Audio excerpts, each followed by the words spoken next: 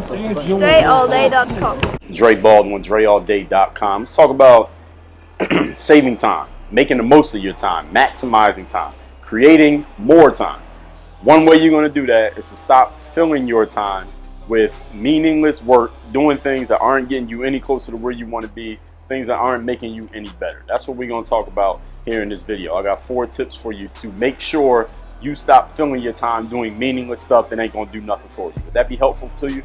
If so, keep watching this video. If not, leave this video. Number 1, when you are working, especially those of you who are freelancers, entrepreneurs, you run your own business, or even if you don't do that, but if you're doing something where you don't have a boss, you don't have somebody like keeping time and telling you what to do and when to do it anywhere in your life, you got to set deadlines for yourself and give yourself a schedule the same way if you had a boss, you would have a schedule, right? So if you work at a job, you got a boss that says, all right, you got to be at work at 8 o'clock. And if you're not at work at 8 o'clock, there's a problem.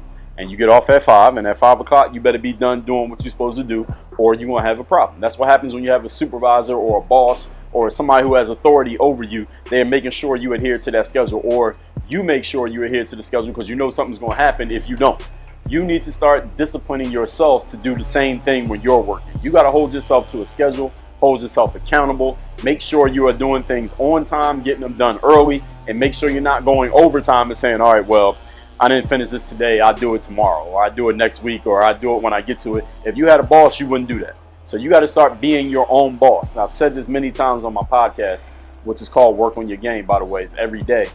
Every organization must have a boss. Even if the organization is one person like you got to be the boss. You got to be the supervisor. You got to hold yourself accountable the same way your boss will hold you accountable. Number 2, when you are doing things, you got to give yourself clear beginnings and endings for your tasks and stick to that schedule the same way you would if you were at work. Clear beginnings and endings and adhere to those beginnings and endings. For example, if you say, all right, I got to record a video, I got to record 2 videos, I got 30 minutes. Yo, you got 30 minutes, not 45, not I'm going to start it in 30 minutes. You got 30 minutes to knock out both of those videos. I don't care how many times you got to reshoot it. If you got to get your words right, you messed up, you got to do it over. You got 30 minutes to get it done. You are on deadline. If you had a boss, you would get it done. If you had a supervisor, you would get it done. If it was money on the line, you to finish in 30 minutes, you would get it done in 30 minutes. You got to hold yourself to that same level of accountability and stop just only being accountable when somebody else is holding you to it, but hold yourself to it. That's called being accountable. Number 3, prioritize your most important tasks and stop making long-ass to-do lists every single day. This is something that a lot of people do. Every day, they got their to-do list. All right, I got to do these 30 things I got to do on my to-do list. Here's the thing about the to-do list when it comes to the mental game.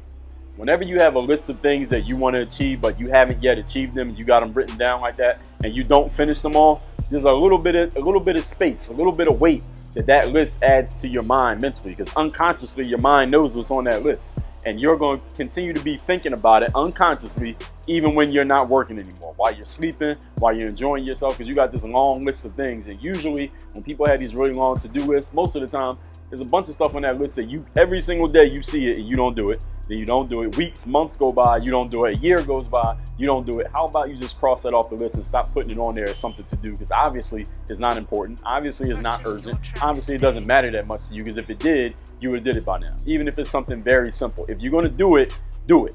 If you're not going to do it, don't put it on the to-do list. Stop even making a to-do list and use the calendar instead, because the calendar is finite. You got to finish things within the calendar. You can't just keep adding stuff to a calendar, because there's only so much time that you have in a day, only so much time you have in your life.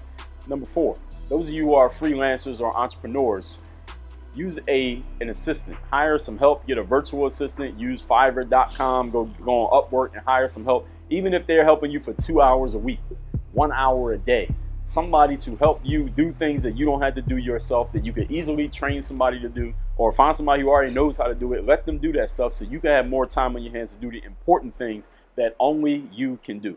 If you're going to be serious about your business and serious about your life and serious about your time and your activities, you have to take some of these everyday little tiny tasks off your hands. For example, me recording this video, I can't hire somebody to record a video for me. People watch the video, they're gonna see Dre talking about a certain topic. I can't hire somebody to record my podcast for me. Can't hire somebody to write my emails or author my books. I got to do those things. But there are certain other little tasks to go in between those that somebody else can do. And it doesn't cost you a whole lot of money, because again, not again, but for the first time, the time that you save hiring somebody else will allow you to do things that will make you more money than what you spend hiring someone. So in aggregate, you actually make money by getting yourself some help. And you want to learn more about that, you need to listen to my podcast where I talk about it in detail, and also take my course called 25 Hours at dreallday.com/time, T-I-M-E. So these are the things you need to do if you want to stop filling your time with meaningless work. You want to stop getting to the end of your day and being like, damn, where the hell did all the time go? I didn't get anything important done. Why do I feel like I'm working all the time but I'm not making any progress? You ever felt like that? If so, this video was for you. Watch it again, rewind it, record it, download it, whatever you got to do. Subscribe to the Work on Your Game podcast and take my course, dreallday.com/time. That is 25 hours. How to control your time, not manage your time, but control your time. Work on your game. dreallday.com.